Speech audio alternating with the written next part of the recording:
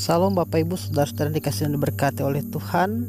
Renungan harian kita pada hari ini diambil dari kitab Roma pasal 14 ayat ke-13, dilanjutkan pasal ke-15 ayat yang kedua.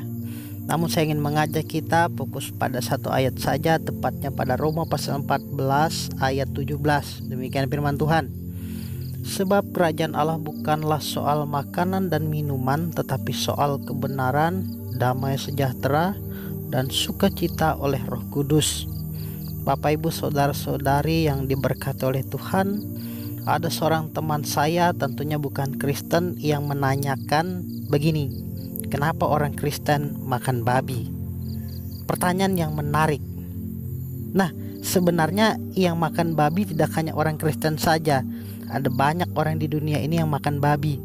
Kemudian kita juga harus luruskan, orang Kristen bukan makan babi sebenarnya, lebih tepatnya olahan daging babi. Namun inti persoalannya adalah mengapa orang Kristen makan daging babi, padahal di dalam Alkitab, khususnya dalam Perjanjian Lama, hal itu dilarang karena babi dianggap binatang haram. Memang dalam Perjanjian Lama ada larangan demikian. Namun dalam konsep kekristenan, di dalam hukum Taurat itu ada 3 jenis hukum, yaitu hukum moral, hukum seremonial, dan hukum sipil. Baik, hukum moral misalnya 10 hukum. Jangan membunuh, jangan berzina, jangan ucapkan saksi dusta, dan lain sebagainya. Kemudian ada lagi hukum seremonial, adalah aturan tata peribadatan orang Israel. Misalnya kalau berdosa, potong domba, lembu, merpati. Lalu perempuan yang haid tidak boleh datang ke bait Allah. Lalu tidak boleh makan binatang ini dan itu. Ada binatang haram dan halal. Itu semua peraturan dalam hukum seremonial. Kemudian hukum sipil itu semacam undang-undang yang berlaku pada negara Israel waktu itu. Misalnya kalau ada nabi palsu, tangkap dan hukum mati. Lalu ada juga istilah gigi ganti gigi, mata ganti mata. Lalu kalau ada orang yang kedapatan berzinah, rajam dengan batu sampai mati. Itu hukum sipil. Bapak Ibu saudara-saudara yang diberkati, dalam ketiga hukum tersebut mana yang berlaku sekarang? Hukum seremonial dan hukum sipil jelas tidak berlaku lagi sekarang. Kenapa? Karena itu undang-undang negara Israel pada waktu itu. Negara Israel sekarang bahkan tidak lagi memakai undang-undang itu. Dengan demikian hukum sipil tidak bisa kita berlakukan sekarang. Lalu bagaimana dengan hukum moral?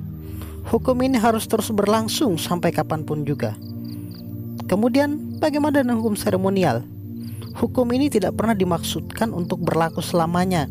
Hukum tersebut sifatnya sementara.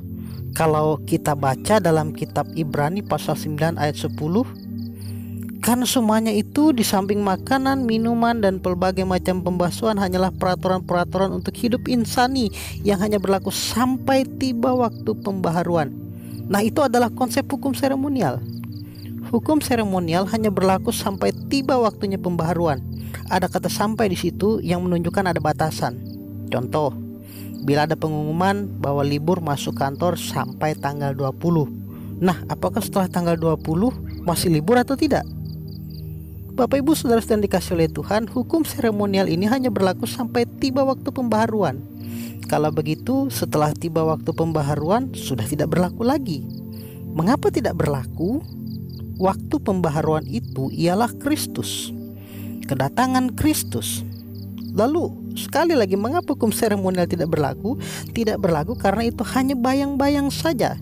Bisa dilihat dalam Ibrani pasal 10 ayat 1 misalnya.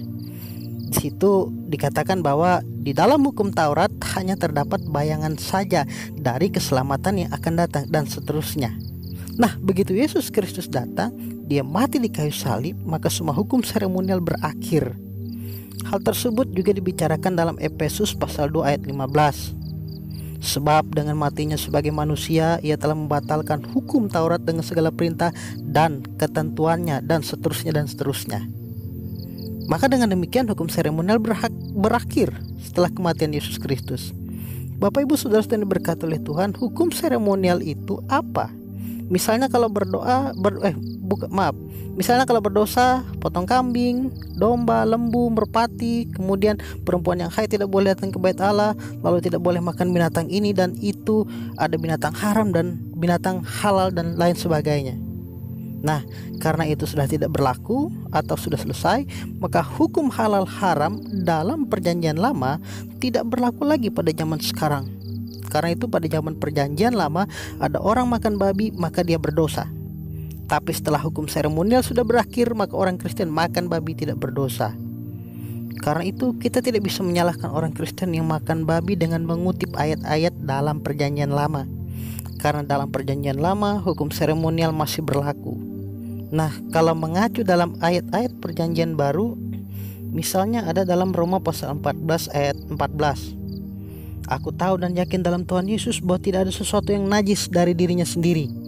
Hanya bagi orang yang beranggapan bahwa sesuatu adalah najis, bagi orang itulah sesuatu itu najis. Kemudian masih di Roma pasal 14 ayat yang ke-17. Sebab kerajaan Allah bukanlah soal makanan dan minuman, tetapi soal kebenaran, damai sejahtera dan sukacita oleh Roh Kudus. Kemudian ada satu ayat lagi yang membahas itu secara ketat, yaitu Kolose pasal 2 ayat 16 sampai dengan yang ke-23. Saya bacakan ayat 16 dan ayat 17 saja. Karena itu janganlah kamu biarkan orang menghukum kamu mengenai makanan dan minuman, atau mengenai hari raya, bulan baru, ataupun hari Sabat. Semuanya ini hanyalah bayangan dari apa yang harus datang, sedang wujudnya ialah Kristus. Dengan demikian Yesus menyatakan bahwa semua makanan halal. Karena itu orang Kristen boleh makan daging babi.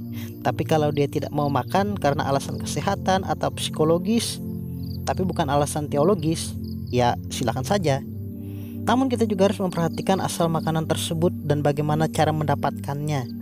Bila makanan tersebut berasal dan didapatkan dengan cara yang tidak baik, maka kita akan makan sesuatu yang tidak baik. Tentunya kita tidak ada yang ingin makan makanan yang tidak baik, bukan? Bapak Ibu saudara-saudara sekalian, jadi jangan ada orang yang menghukum atau mempermasalahkan Anda dengan urusan makan dan minuman dan lain sebagainya. Jadi kalau ditanya kenapa orang Kristen makan daging babi, kan ada larangan dalam kitab perjanjian lama. Memang ada larangan, tapi dengan matinya Yesus Kristus, larangan itu sudah tidak berlaku lagi. Kiranya firman Tuhan pada kesempatan hari ini boleh menambah pengetahuan rohani kita dan kekuatan iman kita. Tuhan Yesus memberkati. Amin.